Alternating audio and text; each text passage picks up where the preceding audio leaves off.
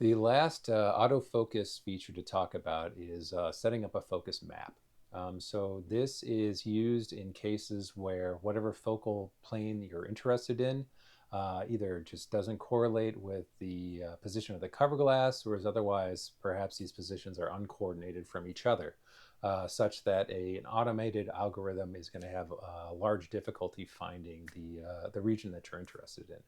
In those cases, you can just essentially tell or manually tell the software where you want to focus using a focus map. Okay, so how do we how do we set up our focus map?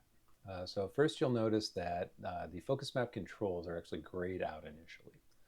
The reason for that is because we actually have to set the way that we're going to scan, the parameters of our scan before we can set the focus map.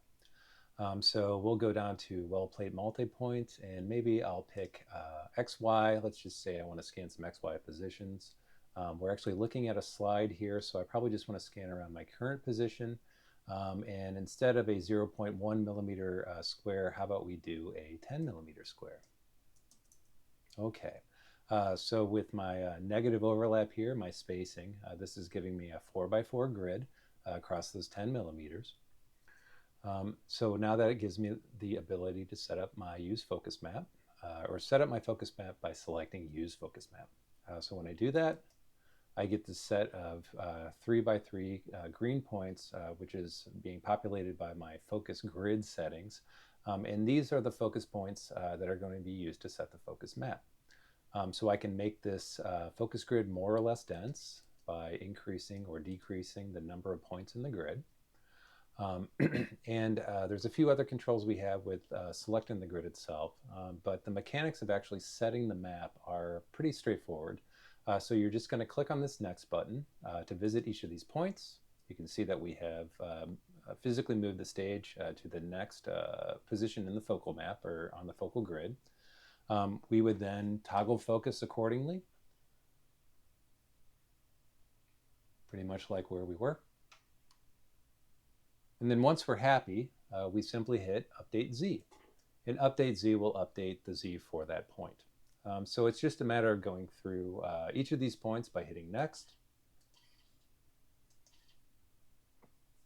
updating Z if required, and then going to the next point. Edit will allow you to set the X, Y, and Z position for a particular point a little bit more precisely without using the physical focus knobs.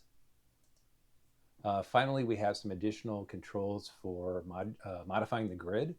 So first, I could remove all of these focus points. And let's just say, for instance, that maybe my focus point or my grid I just set larger than I needed to. So maybe I'm really interested in just kind of the focus around this particular area of the sample. So I can actually add a focal point where the XY stage happens to be by hitting Add. It'll ask me what region. I'll do current. Maybe I just want to move over a little bit, and I'll set a few of these. Add, okay, region. That's a little more local to where I'm actually interested in.